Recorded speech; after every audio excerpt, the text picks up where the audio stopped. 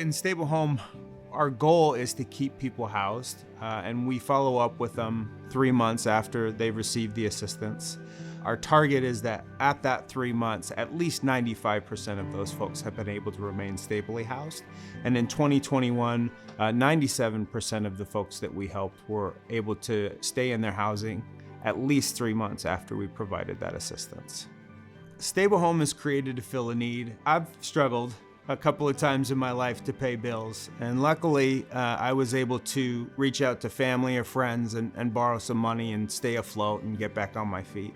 There are a number of folks that either have had to go there too many times or just don't have that support. And so stable home really kind of fills that gap. We've been in the pandemic for over 1.5 years. And so, if somebody was making it work for a while, chances are their savings ran out or they've asked one too many people for help. And so, the community really needs that safety net right now.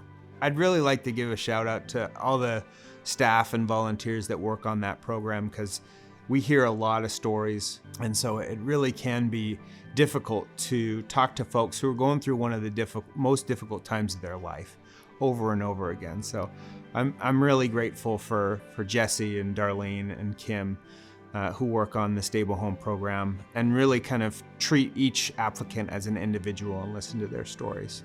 I mean, people go through all different types of things that get them to that point that they need some eviction prevention. And so that can be losing a loved one, that can be domestic violence. And we've seen a lot of COVID impacts over the last 1.5 years. Folks who have lost their jobs because the business can't stay open, big time away from work, whether that was due to an illness themselves or lack of childcare, or someone in the family got sick and they had to take care of them.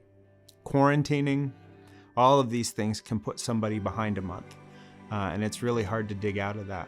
At the end of the eviction moratorium, and as the bridge proclamation comes to a close, this is the time where we're really looking at, okay, how can we serve the need, especially with school coming back in session, infection rates on the rise again. I mean, there's a lot of uncertainty. And so I think now more than ever, eviction prevention and move-in assistance are a huge piece of the puzzle to keep people housed and keep people off the streets.